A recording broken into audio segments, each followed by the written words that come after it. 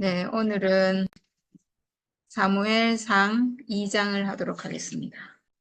제일 앞부분에는 한나의 찬양이 나와요.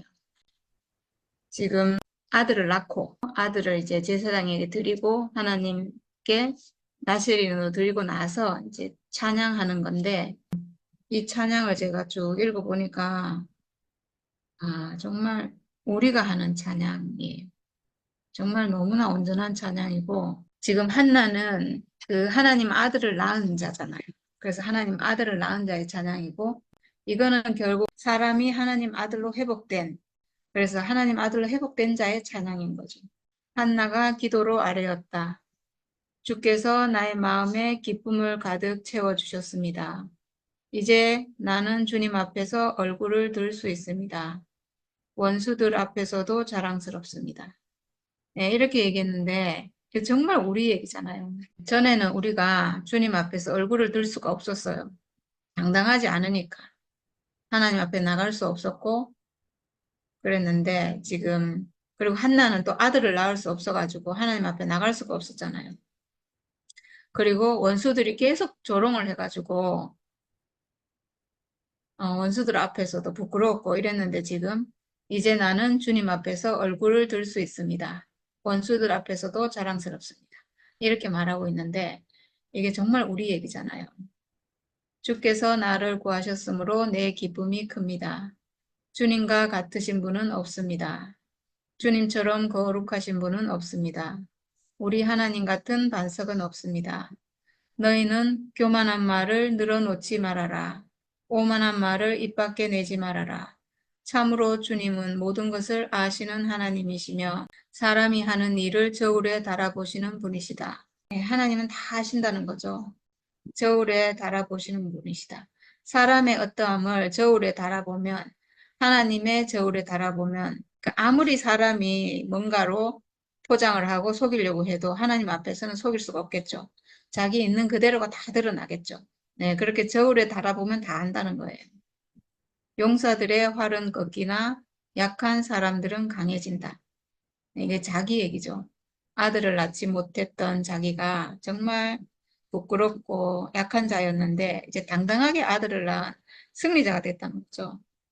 한때 넉넉하게 살던 자들은 먹고 살려고 품을 팔지만 굶주리던 자들은 다시 굶주리지 않는다. 자식을 못 낳던 여인은 7이나 낳지만 아들을 많이 둔 여인은 홀로 남는다. 네, 이게 하나님 앞에서는 이런 일이 가능한 것 같아요. 정말 내가 부유하고 모든 것이 가졌다 하는 사람은 하나님 앞에서 가난해지고, 그 사람은 이 참 생명으로 회복될 수가 없거든요. 정말 가난한 자리, 죽음의 자리, 내 모든 것이 끝나는 자리에서 내가 하나님과 연합하는 그 사람으로 회복돼서 부유한 자가 되기 때문에 이제 그런 얘기인 거죠. 주님은 사람을 죽이기도 하시고 살리기도 하시며 수월로 내려가게도 하시고 거기에서 다시 올라오게도 하신다. 주님은 사람을 가난하게도 하시고 부유하게도 하시고 낮추기도 하시고 높이기도 하신다. 가난한 사람을 티끌에서 일으키시며 궁핍한 사람을 거름더미에서 들어 올리셔서 귀한 이들과 한자리에 앉게 하시며 영광스러운 자리를 차지하게 하신다. 이 세상을 떠받치고 있는 기초는 모두 주님의 것이다. 그분이 땅덩어리를 기초 위에 올려놓으셨다. 그 한나의 기도를 이렇게 들어보면요, 한나는 정말 하나님밖에 없는 사람이에요. 네, 이런 사람이니까 하나님 아들 낳기를 갈망했고, 그리고 그 가난함으로 하나님 아들을 낳았고, 정말 신실하고 하나님 앞에 믿음을 지키는, 지금 이 찬양을 들어보면 너무 엄청나거든요. 정말 이 사람은 하나님 아들을 낳을 수밖에 없는 그런 사람이에요. 주께서는 성도들의 발걸음을 지켜주시며 악인들을 어둠 속에서 멸망시키신다. 사람이 힘으로 이길 수가 없다. 주께 맞서는 자들은 산산이 깨어질 것이다.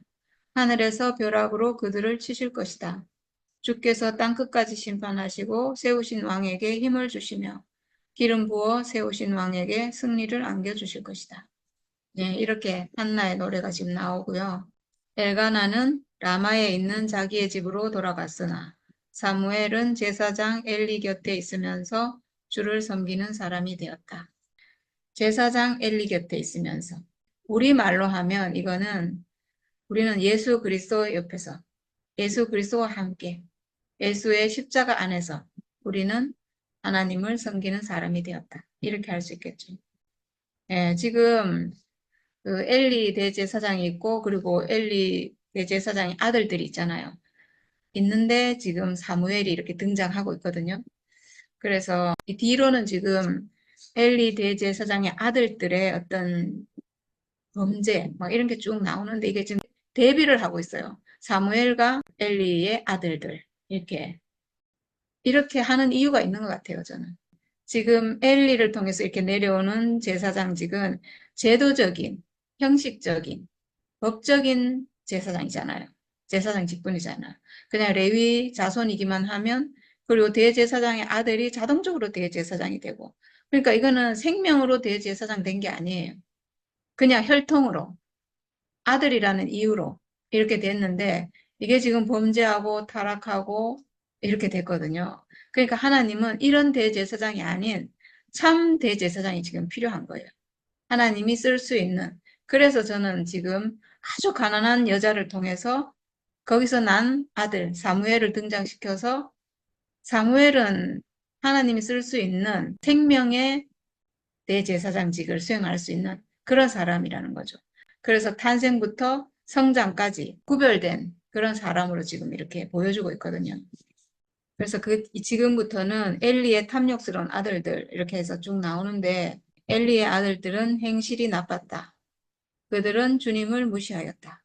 제사장인데 아버지가 대제사장이고 그 아들들인데 그리고 장차는 대제사장이 될 사람들인데 지금 이렇게 했다는 거거든요. 행실이 나빴고 주님을 무시했고 얼마나 무시했으면 성막에서 이렇게 했겠어요. 지금까지는 백성들의 범죄에 대해서 얘기를 많이 했잖아요. 백성들이 우상을 섬기고 하나님을 떠나고 이런 얘기를 많이 했는데 근데 지금은 제사장의 타락, 범죄 이런 것이 말하고 있어요. 그만큼 성막에서 섬기는 제사장도 이렇게 한다는 것은 이게 지금 사사시대의 마지막이거든요. 그 사울 왕을 세우기 전까지가 사사시대잖아요.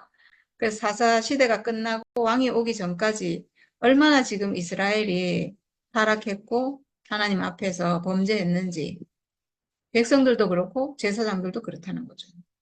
제사장이 백성에게 지켜야 하는 규정이 있었는데 그들은 그것도 무시하였다. 누군가가 제사를 드리고 그 고기를 삶고 있으면 그 제사장의 종이 살이 3개 달린 갈고리를 들고 와서 냄비나 솥이나 큰 솥이나 가마솥에 갈고리를 찔러 넣어서 그 갈고리에 걸려 나오는 것은 무엇이든지 제사장의 몫으로 가져갔다. 실로에 와서 주께 제물을 바치는 이스라엘 사람이 모두 이런 일을 당하였다. 예, 이렇게 했다는데 이건 뭐 너무 정말 너무나 말도 안 되는 일이죠. 이런 일이 어떻게 있을 수 있나 싶은데 이렇게 했다는 거예요. 이 두 아들은 태어나면서부터 아마도 아버지가 섬기는 걸 봤을 것이고 성막에 갔을 것이고 그냥 아주 거기가 뭐 자기들 놀이터겠죠. 그냥 아주 그냥 뭐 하나님은 안중에도 없고 그냥 모든 사람이 와서 제물을 바치잖아요. 그럼 그게 제사장 몫으로 돌아가고 막 이런 거를 그냥 노상했기 때문에 아무렇지 않게 생각하는 거죠. 하나님께 드린다는 개념도 없고 지금 하나님께 드리고 그리고 제사장이 돌려받는 몫이 있어요. 흔든 가슴을 돌려받고 거제로 드린 뒷다리를 제사장 몫으로 돌려받고 이렇게 있잖아요. 근데 그게 아니고 갈고리를 찔러 넣어가지고 그냥 아무거나 그냥 가져간다는 거. 이거는 정말 말도 안 되죠. 그리고 그뿐 아니라 사람들이 아직 기름을 떼내어 태우지도 않았는데 제사장의 종이 와서 제물을 바치는 사람에게 제사장님께 구워드릴 살코기를 내놓으시오. 그분이 원하는 것은 삶은 고기가 아니라 날고기요. 하고 말하곤 하였다. 속죄제, 하목제 이런 건 돌려받아서 제사장들이 나눠 먹고 또 드리는 사람도 먹고 이렇게 하잖아요. 그렇게 하면 아마도 삶아가지고 나눠 먹고 이렇게 했나 봐요. 근데 이제 삶은 고기가 이제 또 진력이 난 거죠. 그래서 지금 잡고 있는데 기름은 다 떼가지고 번제단에서 하나님께 태워서 드려야 되잖아요. 피는 그 번제단 밑에 쏟고, 그리고 모든 기름을 떼가지고 번제단 불 위에서 태우고, 하나님 거거든요, 그거는. 하나님께 드려야 되는 건데, 태우기도 전에, 그러니까 기름이 붙은 고기, 그거를 자기들이 달라고 해서 가져간다는 거예요. 그래가지고 제물을 바치는 사람이 그 종에게 먼저 기름을 태우도록 되어 있으니 그렇게 하고 난 다음에 원하는 것을 가져가시오 하고 말하면 그는 아니요 당장 내놓으시오. 그렇지 않으면 강제로라도 가져가겠소 하고 대답하였다. 네, 이렇게 했다는 거죠. 그러니까 하나님의 제물에 손을 댄 거예요. 하나님이 받으셔야 될 것에 하나님께 드려야 될 걸 자기들이 중간에 가로채가지고 자기들이 가져가는 이런 일이 있다는 거는 이거는 뭐 상상할 수도 없는 죄악이죠. 이거는 용서할 수가 없어요. 이거는 지금으로 말하면 하나님이 받으셔야 될 찬양을 자기가 가로채고 자기가 그 찬양을 받고 이런 거랑 똑같겠죠. 우리가 영광을 하나님께 돌리고 이렇게 하는데 우리가 앞에 계신 분에게 영광을 돌릴 수 있어요. 감사 찬양을 할 수 있어요. 그렇지만 우리가 앞에 있는 사람에게 하는 게 아니거든요. 앞에 있는 사람에게 하는 게 아니고 그 사람을 통해서 하나님께 드리는 거예요. 우리는 모든 찬양을, 모든 감사와 영광을 하나님께 드리고 이렇게 하잖아요. 근데 그걸 중간에 그걸 받는 사람이 자기가 그 영광을 취한다. 이러면 이거 범죄라는 거죠. 이미 그 사람은 위치가 이탈된 거고 그 자리에서 하나님을 섬기는 위치에서 빗나간 거예요. 자기가 하나님 된 거죠. 말하자면. 이 사람은 뒤에 보면 이 죄가 굉장히 용서받을 수 없는 죄라고 나오거든요. 모든 사람은 하나님 앞에서 하나님을 섬기는 자로 똑같아요. 누가 높고 누가 낮고 이런 게 없거든요. 근데 스스로 높아져서 자기가 하나님 받으셔야 될 그 영광을 내가 가로채고 여기서 지금 하나님께 드려야 될 제물을 제사장이라는 이유로 자기들이 가로채고 있잖아요. 그러면 이 죄는 용서받을 수 있는 죄가 아니에요. 하나님의 거룩을 훼손시켰고 하나님의 영광을 자기가 가로챘고 결국은 이거는 자기가 하나님 된 거거든요. 자기가. 저는 이 운명이 회복돼 보니까요. 절대로 사람이 높아질 수가 없어요. 전에는 제가 간증을 하고 막 사람들이 저를 막 이렇게 높이고 막 간증 좋다 이러면 제가 슬 떴거든요. 떠가지고 뭔가 이렇게 올라가요. 뭔가 기분이 좋고 막 이런 게 있었는데 지금은 그런 게 전혀 없어요. 목사님이 옛날에 누가 올려도 높아지지 않고 내려도 낮아지지 않고 이렇게 얘기했잖아요. 십자가의 자리가 그렇다는 거거든요. 십자가 죽음의 운명이라는 그 자리가 높아도 높아지지 않고 내려도 내려가지 않는 자리예요. 제가 회복돼 보니까 그 자리가 정말 맞아요. 사람은 절대로 올라갈 수도 없고 내려갈 수도 없는 운명을 가졌어요. 왜냐하면 사람이 가지고 있는 이 운명, 육체로 지어졌고 죽음의 운명 가졌다는 이 사실은 영원히 흔들리지 않는 반석 같아서 절대로 흔들리지도 않고 올라가지도 않고 내려가지도 않거든요. 그래서 제가 어떤 경우에도 뜨지 않아요. 그리고 뭐 영광을 가르치고 이런 게 있을 수가 없어요. 저는 영원히 그냥 하나님 앞에 있는 사람이지 하나님을 표현하는 그냥 형상인 사람이지 희한하게 이게 요동하지 않아요. 정말. 그래서 정말 좋아요, 저는. 근데 지금 여기서 중간에 하나님의 재물을 가로챈다는 것은 자기가 그 영광을 취하는 거니까 자기가 하나님처럼 된 거고 사실은 선악과 먹은 사람이 자기 안에 어떤 선악과 생명으로 인해서 위치가 이게 고정이 안 되니까 내 위치를 회복을 못 하니까 이 실제 사람의 육체 가졌고 죽는 운명 가졌고 이 실제를 회복 못 하면요. 이 실제는 흔들리지 않는 자리지만 생각으로 하면 계속 사람이 흔들려요. 계속 올라갔다 내려갔다 막 이렇게 흔들리거든요. 근데 우리가 생각 안에 있지 않고 이 실제 안에 사람의 존재를 찾아서 그 실제 안에 있기 때문에 절대로 흔들리지 않아요. 근데 이 선악과가 끝나지 않으면 흔들리고 높아지고 이렇게 된다는 거죠. 자기가 하나님처럼 되고 지금 엘리 제사장의 두 아들이 중간에 그 재물을 가로챘다는 것은 그런 의미죠. 자기가 하나님처럼. 하나님을 무시하잖아요, 지금. 하나님께 드리는 제물에 어떻게 손을 댈 수가 있어요. 그러니까 선악과 먹은 사람의 상태죠, 사실은 이게. 그 다음에 오늘 말씀을 보면 사무엘과 이 두 아들을 계속 이렇게 비교를 하면서 대비하면서 말씀이 나오고 있어요. 그러니까 그 제도적인 제사장과 그게 아니고 생명 안에서 가난함으로 자기의 모든 것이 끝난 자리에서 다시 난 거기서 하나님이 주신 아들 그 사람을 이렇게 대비시키고 있어요. 그 생명으로 제사장 된 그 사무엘과 두 아들을 지금 계속 비교를 하고 있는데 한편 어린 사무엘은 못이 에봇을 입고 주를 섬겼다. 이렇게 돼 있는데 에봇은 대제사장이 입는 옷이잖아요. 근데 이제 에봇이 조끼잖아요, 조끼. 그래서 여기서 에봇이라고 했는데 그건 대제사장이 입는 옷은 아니고 모시로 만든 조끼라는 뜻인 것 같아요. 삼배 조끼인 거죠. 그래서 이거는 그냥 제사장이 입는 옷이래요. 그때 처음에 제사장이 옷 할 때는 이런 조끼 같은 게 안 나왔잖아요. 근데 지금 시대가 많이 내려오면서 아마 이런 게 생겼나 봐요. 못이 에봇을 입고 주를 섬겼다. 이 말이 의미하는 바가 있겠죠. 지금 엘리 제사장의 두 아들은 못이 에봇을 입고 섬기는 게 아니고 아주 욕심과 탐욕으로 자기가 하나님처럼 돼가지고 자기 멋대로 지금 성막에서 지금 제사장이잖아요, 지금. 근데 그렇게 하고 있고 사무엘은 그렇지 않았다는 거예요. 못이 에봇을 입고 섬겼다는 거예요. 못이는 모든 것이 끝난 인성이잖아요. 결국은 모든 것이 끝났다는 건 사람이 이 육체만 남았다는 거예요. 이 육체만 남아서 이 육체로 하나님 앞에 있는 사람. 이 사람으로 하나님을 섬겼다는 거죠. 회복된 사람이란 얘기예요. 너무 아름다운 인성. 모든 것이 끝난 인성. 모든 것이 끝났다는 게 우리가 전에 생각하듯이 어떤 혼의 죽음으로 뭐 내 혼의 어떤 게 끝나고 내 생각이 끝나고 뭐 이런 게 아니에요. 모든 것이 끝났다고 할 때는 언제든지 육체만 남은 거예요. 육체. 내가 생각으로 뭐 이렇고 저렇고 나는 이런 사람이야 저런 사람이야. 이게 싹 끝나고 나는 그냥 하나님이 당신의 형상으로 지어놓은 이 육체로 지어진 사람이구나. 이것만 남았다는 거예요. 모든 것이 끝났다는 건 이 육체만 남았다는 거예요. 정말 육체를 보는 이 눈은요, 우리가 육체를 회복했다는 건 정말 이거는 비밀스럽고도 놀라운 거예요. 사람들이 자기 육체에 있는 걸 다 아는데도 이 육체가 뭔지를 몰라요. 이게 어떤 존재인지를 몰라요. 이게 하나님 앞에 나가는 못이 에봇이라는 것을 몰라요. 하나님 앞에 나갈 수 있는 옷이라는 걸 몰라요.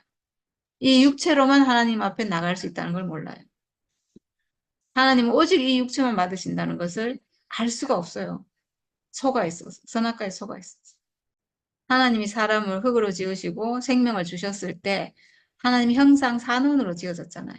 그 형상, 그 육체예요. 하나님이 쓰시는 육체예요. 그 사람으로 사무엘은 섬겼다는 거죠. 그리고 사무엘의 어머니는 해마다 남편과 함께 매년 제사를 드리러 성소에 올라갔는데 그럴 때마다 이게 아들이 자꾸 크잖아요. 1년마다 크는데 옷을 이제 조금씩 크게 해서 지어서 갔겠죠. 작은 겉옷을 만들어서 가져다 주었다. 이렇게 했는데 참 엄마와 아들 관계인데 엄마가 아들 크는 걸 못 보잖아요.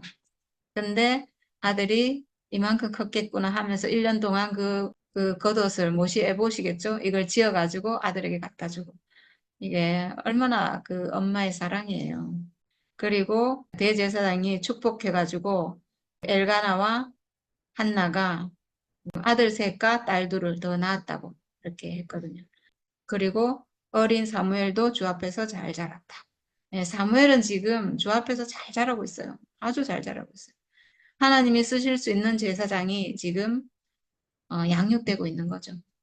그리고 또 엘리와 또 그 아들들이 나오는데 엘리는 매우 늙었다. 그는 자기 아들들이 모든 이스라엘 사람에게 저지른 온갖 잘못을 상세하게 들었고 회막 어귀에서 일하는 여인들과 동침까지 한다는 소문을 들었다. 근데 지금 엘리 대제사장 아버지는 그냥 그들을 타일렀다. 이렇게 나오는데 너희가 어쩌자고 이런 짓을 하느냐. 너희가 저지른 악행을 내가 이 백성 모두에게서 듣고 있다. 이놈들아 당장 그쳐라. 주의 백성이 이런 추문을 옮기는 것을 내가 듣게 되다니 두려운 일이다. 사람끼리 죄를 지으면 하나님이 중재하여 주시겠지만 사람이 주께 죄를 지으면 누가 변호하여 주겠느냐? 아버지가 이렇게 꾸짖어도 그들은 아버지의 말을 듣지 않았다.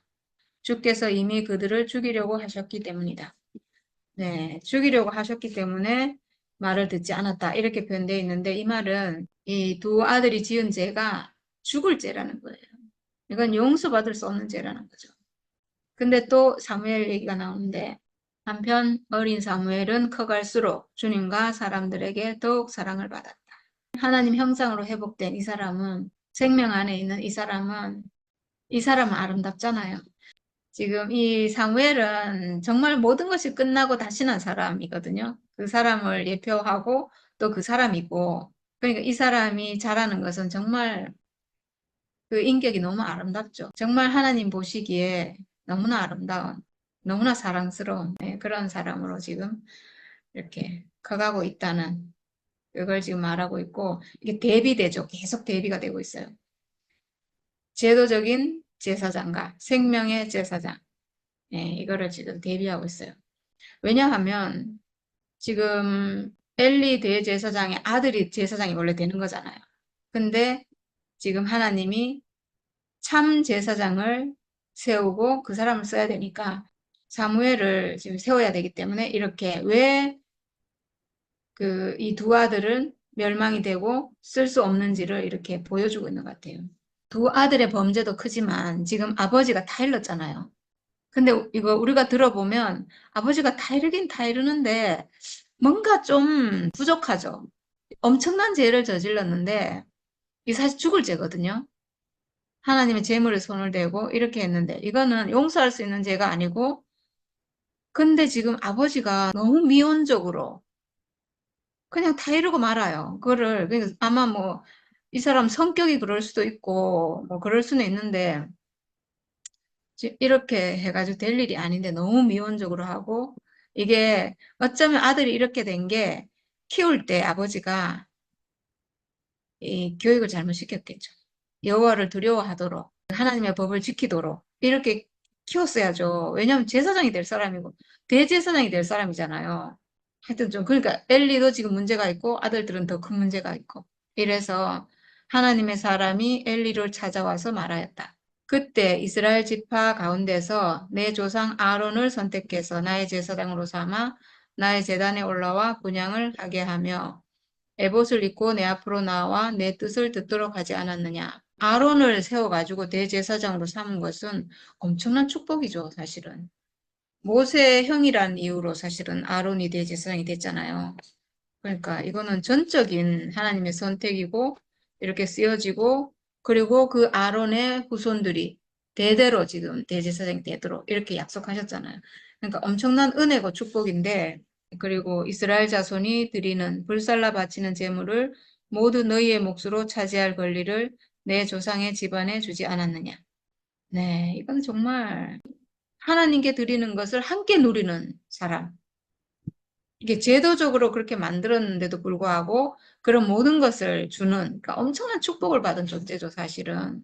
그런데 너희는 어찌하여 나의 처소에서 나에게 바치라고 명한 나의 재물과 예물을 멸시하느냐? 어찌하여 너는 나보다 내 자식들을 더 소중하게 여기어 나의 백성 이스라엘이 나에게 바친 모든 재물 가운데서 가장 좋은 것들만 골라다가 스스로 살찌도록 하느냐? 네, 이게 결국은 엘리가 하나님보다 그 아들을 더 소중하게 생각했다는 거예요. 맞잖아요. 하나님을 더 소중하게 생각했다면 아들들이 그렇게 하는 걸 절대로 그냥 두면 안 돼요. 아들들이 더 소중했기 때문에 더 혼내지 못하고 더 야단치지 못하고 그냥 눈 감아준 거예요. 근데 그게 결국은 아들을 망치는 거예요. 우리가 해봤잖아요. 저는 정말 그게 맞는 것 같아요. 하나님이 내 인생에서 가장 소중하면 정말 자식들을 사랑할 수 있어요.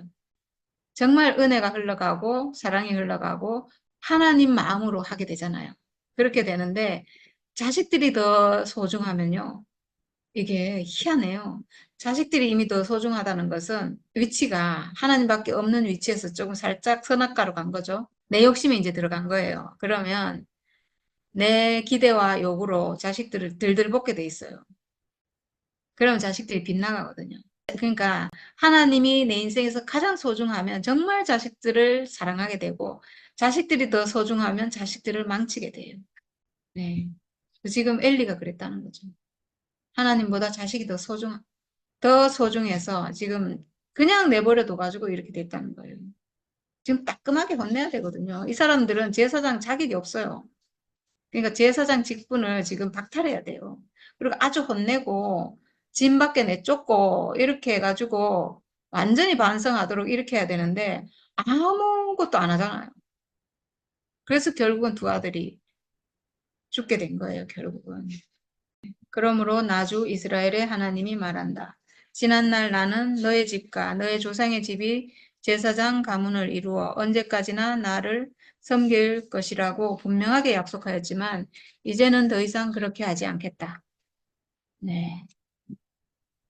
그렇죠. 하나님이 처음에 약속했는데 지금 이렇게 된 상황에 약속을 거두어 가시는 게 당연하죠. 이제는 내가 나를 존중하는 사람들만 존중하고 나를 경멸하는 자들은 수치를 당하게 할 것이다. 나 주의 말이다. 네, 나를 존중하는 사람만 존중하고 이제 생명 안에서 정말 그 생명으로 섬기는 사람, 제도적인 제사장이 아니라 정말 생명의 제사장을 세우겠다. 이런 말인 거죠. 이거는 있잖아요. 예수 그리스도를 세우실 것에 대한 예표예요. 신약이 올 것에 대한 예표거든요. 구약은 제도적인 거예요. 이 제사장도 제도고 율법이고 규례고 이렇게 우리가 형식적으로 지키고 생명은 안 되는데 그걸 지켜야 되니까 제도가 되고 법이 되고 이렇게 됐잖아요. 그거 이제 싫다는 거예요. 그거는 이제는 신물이 난다. 너무 가짜로 하니까 결국은 거역하게 되고 이거 이제 받지 않겠다 이거예요. 나를 존중하는 사람만 존중하고. 이게 존중이 되려면 어떻게 돼요? 내 마음이 바뀌어야 되고 내 생명이 바뀌어야 되잖아요.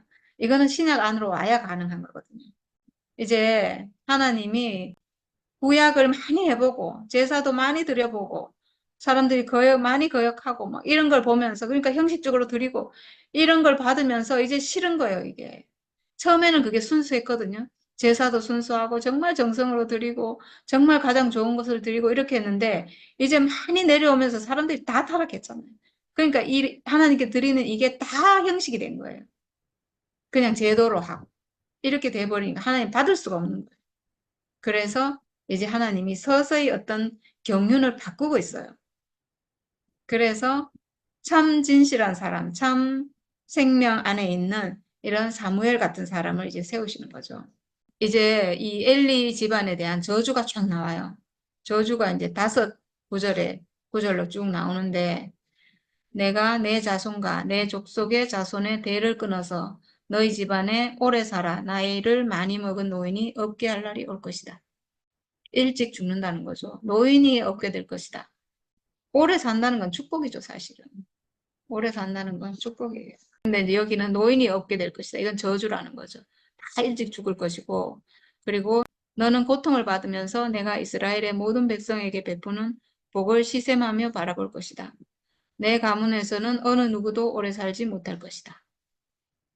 그러나 나는 내 자손 가운데서 하나만은 끊어버리지 않고 살려둘 터인데 그가 제사장이 되어 나를 섬길 것이다.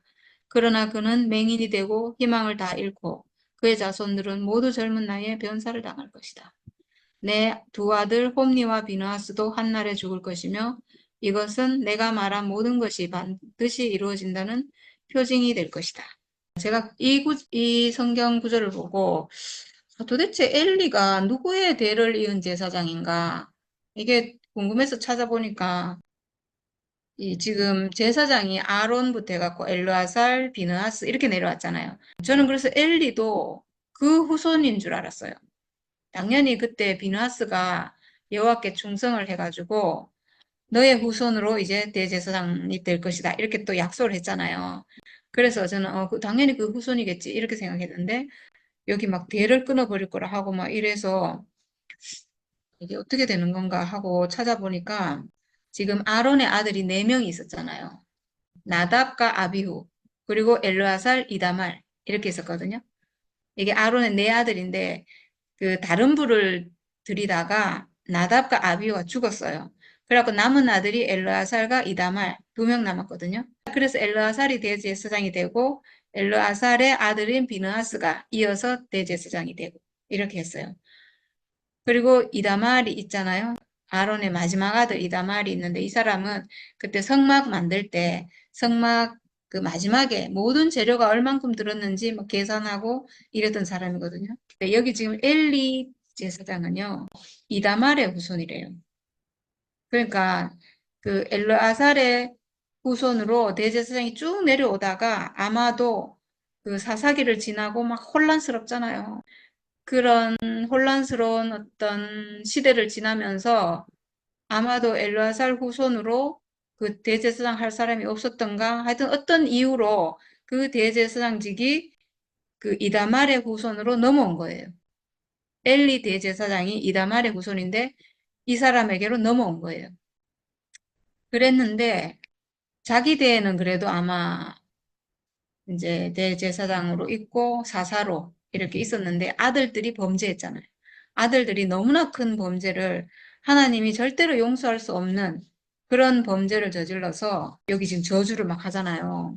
근데 완전히 끊지는 않고 내 자손 가운데서 하나만은 끊어버리지 않고 살려두고 그리고 그 사람이 또 제사장이 돼서 섬길 건데 맹인이 되고 희망을 다 잃고 뭐 자식들은 다 죽을 거고 이렇게 얘기를 해놨어요.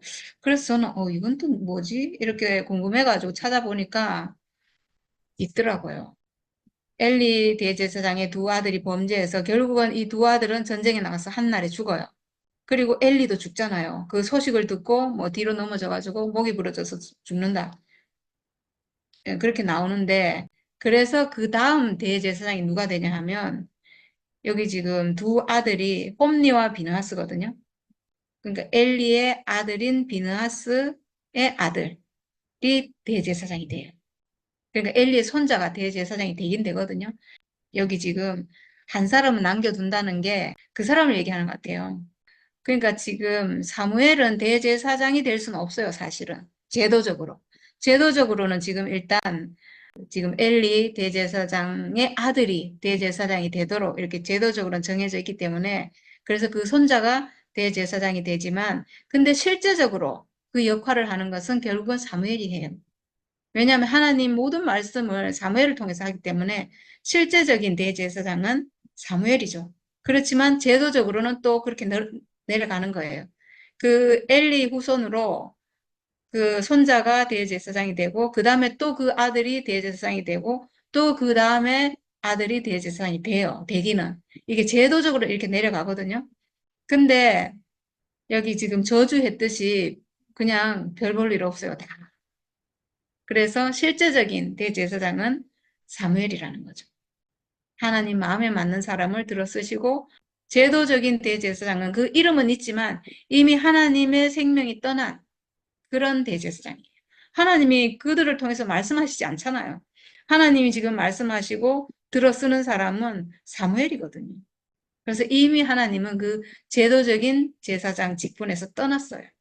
떠나서 지금 생명의 제사장직으로 옮겨와서 사무엘을 통해서 말씀하시고 그리고 그를 통해서 일하시고 이렇게 하시죠. 그리고 이제 또 하나님 뭐라고 하시냐 하면 하나님이 아마도 이런 어떤 백성들도 부패했지만 이 성막에서 섬기는 이 제사장들도 얼마나 부패했겠어요. 여기서 지금 이 두 아들을 대표적으로 보여줬지만 그 전에도 얼마나 이런 게 많았겠어요. 그래서 나는 나의 마음과 나의 생각을 따라서 행동하는 충실한 제사장을 세우겠다. 내가 그에게 자손을 주고 그들이 언제나 내가 기름 부어 세운 왕 앞에서 제사장 일을 보게 하겠다. 이렇게 했어요. 이게 여기서는 사무엘을 말하는 거죠. 왜냐하면 사무엘은 지금 탄생부터가 달라요. 그냥 제사장 된 게 아니고 한나가 너무나 가난한 여자가 하나님 아들을 낳기를 너무나 갈망하는 그 여자가 모든 것이 끝난 자리에서 하나님 아들을 낳았잖아요. 그러니까 하나님 아들을 예표하는 사람이에요. 사무엘은. 하나님이 전적으로 쓸 수 있는 사람이거든요. 그러니까 예수를 예표하는 사람이에요. 결국 이 사람도. 하나님이 쓸 수 있는 사람. 그 사람을 말하는데 여기 보면 나의 마음과 나의 생각을 따라서 행동하는 이렇게 돼 있잖아요. 이 사람 누구겠어요? 내 법을 저희 생각에 두고 저희 마음에 기록하리라. 하나님의 법이 내 안에, 내 마음에, 내 생각에 기록돼서 내가 이제 하나님 마음대로, 하나님 생각대로 사는 그 사람을 지금 얘기하고 있잖아요. 결국은 이 사람은 신약 안에 있는, 새 언약 안에 있는, 새 언약 안에서 회복된 사람. 결국은 예수를 통해서 내 운명이 회복돼서 내 안에 있는 선악과가 끝나고 지금 이런 모든 문제는 사실은 사람 안에 있는 선악과 때문이거든요. 선악과가 끝나지 않아서 지금 이런 일이 다 있는 거예요. 선악과의 방해 때문에 하나님 원하는 사람으로 살 수가 없는 거예요. 그래서 선악과가 끝나고 나의 마음과 나의 생각을 따라서 행동하는 생명이 바뀌어서 생명이 바뀌어서 하나님을 실제적으로 섬길 수 있는 형식적으로 섬기는 게 아니고 정말 생명으로 그 마음으로 하나님 원하는 그 사람으로 섬기는 그런 제사장을 세우겠다 이건 거죠. 사무엘을 세우겠다 이거예요. 나는 사무엘을 쓰겠다. 그런 사람을 쓰겠다. 그러니까 사무엘은 정말 죽고 다시 난 사람을 예표하는 그런 사람이에요. 완전히 예수의 예표예요. 그러니까 사무엘을 세웠다는 것은 참 놀라운 것 같아요. 지금까지 했는 어떤 성막 봉사, 제사장 직분 이걸로는 이제 안 된다는 거죠. 그러니까 지금 이 사무엘은 엘르아살 후손도 아니고 엘리 후손도 아니고 이제 그게 완전히 폐해졌다는 그런 의미인 것 같아요. 그걸로는 이제 안 된다. 그걸로는 안 되는구나. 다시 난 사람이어야 된다. 이거죠. 끝나고 다시 난 사람. 한나가 끝나고 거기서 다시 난 사람이잖아요.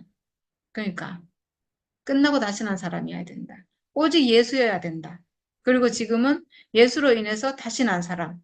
완전히 옛 생명이 끝나고 선악과 완전히 멸해지고 다시 난 사람만이 하나님께 쓰여질 수 있다. 네, 그걸 지금 보여주고 있네요. 사무엘을 세웠다는 건 정말 놀라운 것 같아요. 신약을 보여주고 있는, 신약을 계시하는 그런 일인 것 같네요. 그리고 이제 마지막에 아까 엘리의 후손이 뭐 제사장으로 뭐 살려둬가지고 제사장을 하긴 하겠지만 이제 이렇게 된다는 거예요. 그때 너희 집에서 살아남은 자들은 돈 몇 푼과 빵 한 덩이를 얻어 먹으려고 그에게 엎드려서 제사장 자리나 하나 맡겨주셔서 밥이나 굶지 않고 살게 하여 주십시오 하고 간청할 것이다. 네, 이렇게 될 거라는 거죠. 근데 실제로 그렇게 됐대요. 실제로. 네, 겨우 제사장직만을 근근히 이어가는 그렇게 됐다네요. 네, 이게 진짜 생명과 진짜 생명이 아닌 가짜 생명 이거를 극명하게 이렇게 대조해서 보여주고 있는 것 같아요. 네, 참 생명으로 회복된 사람은 번성하고 충만하고 이렇게 되겠지만 그렇지 않은 생명은 지금 대제사장에서 떨어졌잖아요. 대제사장 그걸 정말 엘리가 잘했고 그 아들들이 그 제사장 직분을 잘 수행했으면 대대로 정말 영광받는 대제사장 집안으로 이렇게 내려갔을 건데 그게 아니고 지금 완전히 떨어져서 더 비참하게 이렇게 된다는 거죠. 아까 그런 얘기 했는데, 이스라엘 백성들의 타락한 모습을, 앞에 쭉 얘기하다가 이제는 제사장마저도 이렇게 타락했구나. 오늘 그걸 보여주는 얘기를 갖다 이렇게 쭉 하는데, 그래, 형식적이 되고, 법적인 되고, 뭐, 혈통으로나 육정으로 이렇게 나게 되면, 이렇게 되는구나. 음, 그래서, 여기에 이제 대비하기 위해서 사무엘이 등장했는데, 사무엘은 이민국과 제도와 전혀 관계없는 사람인데 하나님께서 이 한 가난한 여인을 통해서 어, 아들을 낳게 하고 그 아들이 그 나시린으로서 딱 이렇게 음, 하나님께 드려진 사람으로 그렇게 쓰일 수 있도록 준비되어 가고 있고 그에 비해서 이미 타성에 젖을 때 젖은 그 엘리의 아들들은 이거 진짜 뭐 무법천지고 뭐 보니까 와, 네. 자기들 마음대로 다 해버리는 거예요. 어떻게 하나님이 취할 것 같다 자기가 취하는 거예요. 이런 만행을 저지르냐고. 그걸 갖다가 아까 우리가 간증하는 찬양, 예, 우리가 교회에서 오랫동안 우리를 갖다가 이렇게 은혜에 적게 한 분들, 은혜 가운데 있게 한 분들을 갖다 우리가 얼마나 많이 찬양을 했어요. 예, 뭐, 대표적으로는 우리 교회 간증은 뭐, 목사님이 안 들어가면 간증이 안 되고, 뭐, 그렇게 많이 했는데, 예, 그게, 자신이 진짜 정상적인 사람의 위치에 있을 때는, 아까 얘기한 것처럼, 높여도 올라가지 않고, 내려도 내려가지 않는 그 위치를 살고 있으면, 저절로 자기의 온 찬양이 하나님께 올라갈 건데, 그러지 않고, 어떻게 하다 보니, 잘못하다 보면 자기가 영광을 취하는, 그래 되기가 너무 쉬운 것 같아요. 그런데 이 지금 엘리의 아들들이 그렇게 했다는 거 아니겠어요? 백성들은 열심히 해서 이 재물을 바치는데, 그 재물을 갖다가 하나님께 안 드리고, 자기들이 물고 치운다. 야, 타락 중에 타락이 이런 타락이 있는가? 예, 하나님을 위해서 영광 받아놓고, 그 영광을 자기가 취한다? 야, 이게 이제 타락의 모습이라고 그러네요. 와, 우리가 이런 걸 보면, 참 우리가 어쩌면서 한 위치를 지키는 것이, 이게 참 사람의 자리라는 것을 확실히 보여주는 것이고, 바로 이러기 위해서 하나님께서 사람을 선택하실 때, 참, 참 묘하게도 어떤 능력이 있거나 탁월한 뭔가가 있는 그런 사람 쓰지 않고, 말 그대로 우리 보통 사람입니다. 예, 그런 사람을 써서 어, 자랑할 게 없도록, 자기 자랑할 게 없도록, 그렇게 하신 것이 얼마나 감사한지. 그래서 근본적으로 사람은 자랑할 때 주 안에서 자랑하라 이런 말 하잖아요. 그죠? 그런 것처럼, 이렇게 딱 그렇게 마음을 먹었으면 엘리의 그 아들들도 살 길이 있었는데 이미 거기에 타성이 젖어 있다 보니까 뭐 자기들이 하고 싶은 대로 뭐 자기들 마음대로 그렇게 해서 결국은 그렇게 함으로써 이스라엘이 끝날 부분은 끝나고 이제 새롭게 하나님의 계시가 이 사무엘을 통해서 열려진다는 것이 얼마나 이것이 하나님 경륜이 어디로 흘러가는가를 볼 수 있도록 그렇게 하는 것 같아요. 그래서 오늘 그 얘기를 쭉 듣고 이렇게 보는데 참 우리가 어떤 생명을 가지고 있는지 지금 우리가 가지고 있는 생명이 어떤지 아까 그 한나의 그 뭐랄까 찬송을 통해서 드러난 것처럼 야 진짜 우리를 이제까지 우리가 하나님 앞에서는 설 수 없었잖아요. 왜냐하면 막 괜히 이렇게 부끄럽고 사탄 앞에서는 당당하지 못했고 그런데 이제 우리가 그 인생의 위치를 딱 회복하고 나니까 그 자리에서 얼마나 그게 두 가지가 자연스러운지 하나님 앞에 아들로 당당히 서니까 뭐 아들이라는 그걸 딱 알고 나니까 내가 뭐 잘나고 못나고 이런 문제가 아니잖아요. 선물이 있니 없니 뭐 그런 문제가 아니잖아요. 존재 자체로 이미 하나님께 자랑이 되고 하나님의 표현체가 되잖아요. 야, 그러니까 이게 뭐 저절로 주님 앞에서 당당하게 주님 앞에 나갈 수 있고 그 얼굴을 볼 수 있는 거잖아요. 야, 전에는 하나님 앞에 가는 것이 너무 어려웠던 것이 하나님은 늘 심판한다 생각하는 거라. 나의 자잘못을 따지는 분으로. 그래 생각하니까 가할 수가 없는 거죠. 야, 그런데 하나님은 사람이 아니고서는 표현될 길이 없으니까. 야, 이걸 알고 나니까 마치 사람이 아니고는 하나님 아들을 낳을 수가 없잖아요. 여자가 아니고는 아들을 낳을 수 없는 것처럼. 야, 그렇게 탁 되니까 하나님의 이 깊은 가난함을 볼 수 있게 되는 거죠. 그래서 이렇게 딱, 야, 하나님을 갖다가 이렇게 진짜 이제는 하나님 앞에 가는 것이 너무 자연스럽고, 배 내밀면 갈 수 있는 거죠. 네. 그 아울러서 원수 앞에서도, 야, 원수가 와서 우리 한마디 하면 다 넘어갔잖아요. 능력도 없는 것이 무슨, 네 주제에 무슨 하나님 아들 이렇게 말하면 할 말이 없잖아요. 야, 그런데, 그래, 능력이 없어도 나는 지어지기를, 나는 하나님 아들로 지어졌다. 하나님 아들을 낳을 자로 지어졌다. 이제 하나님 아들을 낳게 되면 너하고는, 예? 너하고는 전혀 관계가 없다. 너는 진짜, 예? 예? 위치를 빨리 회복해라 하면서. 예, 이 원수 앞에서도 당당하게 큰 소리 칠 수 있잖아요. 왜 그렇습니까? 위치 회복을 하고 사람에게 주어진 그 위치를 우리가 제대로 알고 확보했기 때문이죠. 회복했기 때문에 가능한 거겠습니다. 우리가 그런 사람으로 딱 한나가 이렇게 찬양하고 그 아들인 이 사무엘이 이제 그 길을 가고 있다. 예, 생명과의 길을 가고 있다. 그러니까 하나님 보시기에 얼마나 이게 복이 좋고 자랑스럽고 그런 사람인지. 그래서 이익을 준비하기 위해서 역으로 이스라엘의 타락과 오늘 이 대제사장 그 체계의 타락, 제도 자체의 문제점을 맹점을 이렇게 오늘 딱 보여주니까 얼마나 생명의 그 계보는 예, 가난함이 기본으로 되고 사람의 주제를 아는 그런 사람이 이렇게 참 그 주제가 되어서 그런 사람으로 지금 이어간다는 것입니다. 이게 눈에 보이지 않는 이렇게 형식적이지 않은 생명의 대제사장이구나.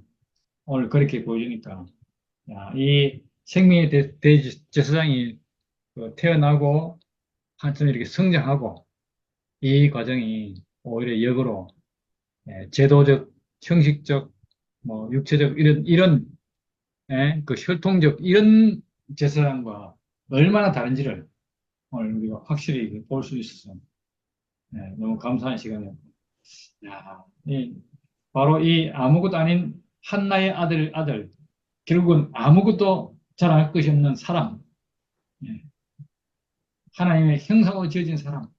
근데 왜 이리 자랑할 것이 없었던가? 예, 용도를 모르니까.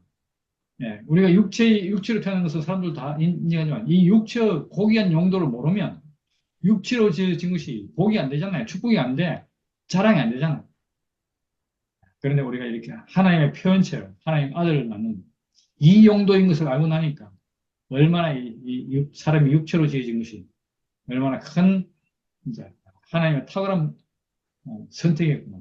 이렇게 알듯이 오늘 이 사무엘도 점점 그렇게 자기가 태어난 자리를 알고 또 그 자리에서 하나님을 영광스럽게 하는 그렇게 함으로써 자기 위치를 확보해가는 그런 이 사무엘을 이렇게 성장 과정을 볼 수 있다는 것이 너무 이렇게 뜻깊은 그런 시간이었고 아마 이 사무엘이 점점 커갈수록 하나님 보시기에 심히 좋은 사람으로 하나님 보시기에 합당한 사람으로 그렇게 딱 우뚝 서지 않겠습니까? 야, 이렇게 해서 아까 이제 신약을 위한 준비라고 이런 말씀하셨는데 그 얘기도 마찬가지로 야, 이렇게 가는데 결국은 예수 그리스도의 예표로 이 사무엘을 지금 보고 있는 거잖아요. 그래서 진짜 신약에 가서는 이 형식적이고 뭐 혈통이고 또 뭐 이런 제도적인 이런 제사장과 그런 성전과 얼마나 이것이 구별되는지 성전을 허물어라 내가 사흘 만에 일으키겠다. 와 이걸 갖다가 성전 그러니까 막 건물 생각나네. 건물이 아니고 이제는 하나님을 섬기는 것이 이 육체로 딱 그렇게 규정한 것처럼 이제 점점 실제로 가까워지는 시작이 사무엘을 보면서 이렇게 점점 하나님이 원하시는 그 뭐랄까 성막이에요. 하나님의 성막이야. 시작되는 그런 지점으로 보이고 그래서 의미 있는 시간으로 오늘 예, 너무 서로 대조되어서 확실히 진짜 뭐가 진짜인지 그 생명의 진가가 무엇인지 참모습이 무엇인지를 오늘 알 수 있는 시간이어서 감사했습니다. 주님을 찬양합니다. 아멘. 오늘 참 말씀을 들으니까 이 제사장에 대해서 참 말이 나오는데 이 제도적인 제사장과 실제적인 제사장이 완전하게 아멘. 완전히 이게 이제 틀리는데 사실 이 제도적이라는 것은 그건 어쩔 수 없어. 왜냐면 이거는 그 선악과 안에서 그냥 그리 있는 건데, 그 제도적으로 제사장을 만들어 놨지만은 임명을 했지만은 그러면은 아 내가 제도적으로 생명 안에서 온전한 실제적인 참 그런 제사장이 못 되면 자기가 음, 하나님 앞에 더 간구하고 더 하나님 앞에 더 의지하고 어찌든지 하나님 앞에 그 가난한 마음으로 나가려고 이렇게 참 애를 써야지. 애를 써서 쓰는 게 아니라 그런 마음을 가지고 하나님 앞에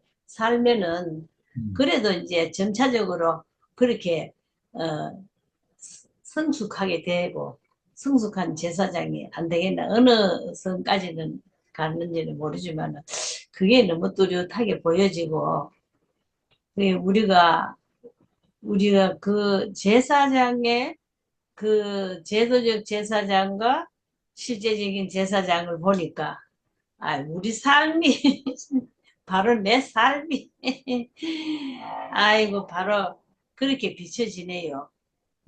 야, 내가 참 그 우리가 그 실제적인 그 제사장이 되려면은 더 하나님 앞에 지극하게 우리가 어, 의지하고 하나님을 갈망하고 오직 하나님만 우리가 의지하는 이런 마음으로 살아야 되겠다 하는 그런 생각이 들고 참 그 정기 간증마다나 정말 우리가 이 하나님 앞에 이 육체를 아는 것이 얼마나 귀중한지 이 육체를 알므로써 내가 아들을 낳는다. 그러기에 내가 아들을 낳는다 하는 게 곧 내가 아들이 된다 하는 건데 이래서 우리가 참 말로만 들으면 이거 아무것도 아닌 것 같고 너무 뭐 시시콜콜하게 너무 쉽다는 말로 이렇게 들릴 수 있는데 이게 이제 실제를 내 육체를 안다는 하나님 앞에 어떤 육체인가 이거를 안다는 것이 참 우리의 삶이 굉장히 참 귀중한 거고 우리가 예수의 그 죽으심 그 십자가 이거를 음, 우리가 십자가 바로 죽음이잖아. 우리가 이 죽음을 분명히 알아야 내가 하나님 앞에 이 육체를 하나님의 아들로 살 수 있다는 이것이 오늘 더 뚜렷하게 그렇게 생각이 들고 우리가 참 음, 사나 죽으나 음, 하나님 앞에 오직 하나님과 함께하는 살 수 있는 그런 영광스러운 삶으로 우리가 살아야 된다. 이런 생각이 들어서 날마다 이 말씀이 우리에게 이렇게 귀하고 음, 은혜로 우리에게 주시는 우리 순열 자매 참 음, 정말 제사장이네. 얼마나 사무엘과 같은 제사장인지 아멘. 너무너무 영광스럽고 내가 이 영광스러운 제사장 앞에 내가 그래도 어, 보고 간다는 게 정말로 너무 영광스럽습니다. 참 은혜롭고 너무 좋습니다. 감사합니다. 아멘. 언니도 그 사람입니다. 생명의 제사장, 하나님이 쓰시는 사람입니다. 하나님의 육체를 다 쓰시거든요. 모든 육체를 다 쓰시기 때문에 다 똑같습니다.